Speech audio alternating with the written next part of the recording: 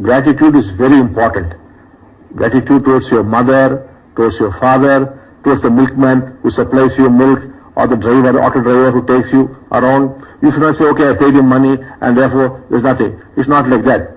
Fate has made you into an auto driver and he is struggling and suffering in life and you are the beneficiary. So you must express gratitude. Suppose you take a chicken.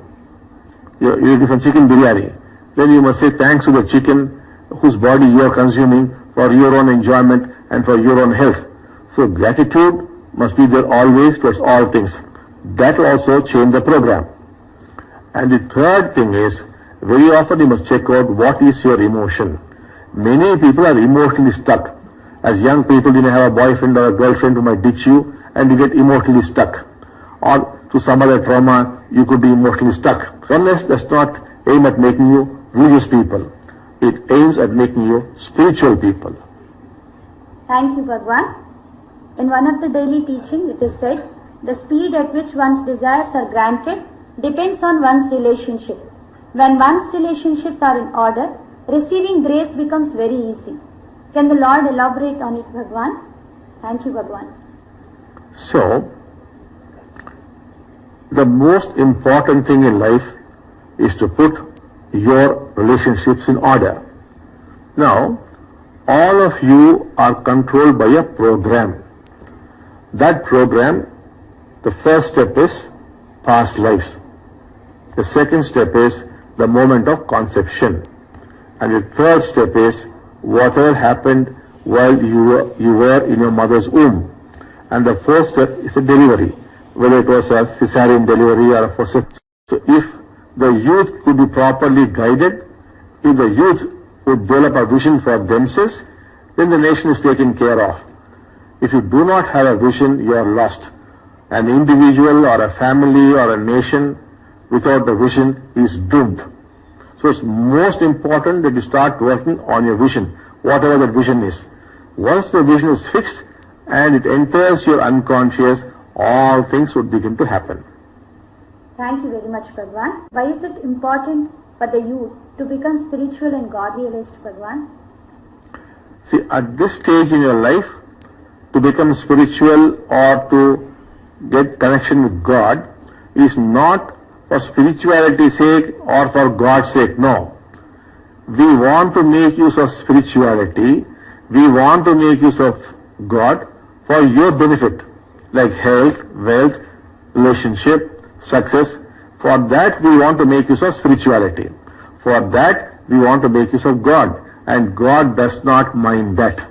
Later, of course, it is God for God's sake, because you get such joy in relating to God. But now that is not the vision, that is not the goal. Now the question is to do business with God. How to make use of God for your success in your exams, in your profession, at your interviews, for your visa, for all these things, we should make use of God. Like you make use of solar energy for your benefit, we make use of God. We are talking about a utilitarian God. How to make use of God. The same thing with spirituality also. Spirituality for your benefit. We want you to fulfill yourself. There's nothing wrong in fulfilling one's self. You want this, you want that. Nothing wrong with that. You want a big car, nothing is wrong with that. You want a big house, nothing is wrong with that. You want to have a good position in America, nothing is wrong with that. You must fulfill yourself. As the self gets fulfilled, it will go on expanding and expanding and expanding.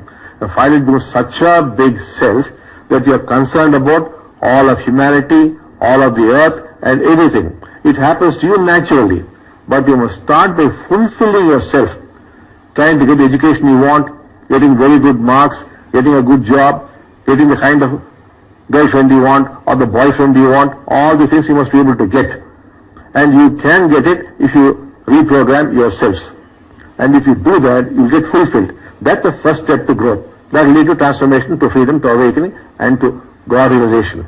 So we are not doing this for God's sake. We want to make use of God. We want to make use of spirituality for our personal benefit. Thank you very much, Bhagwan.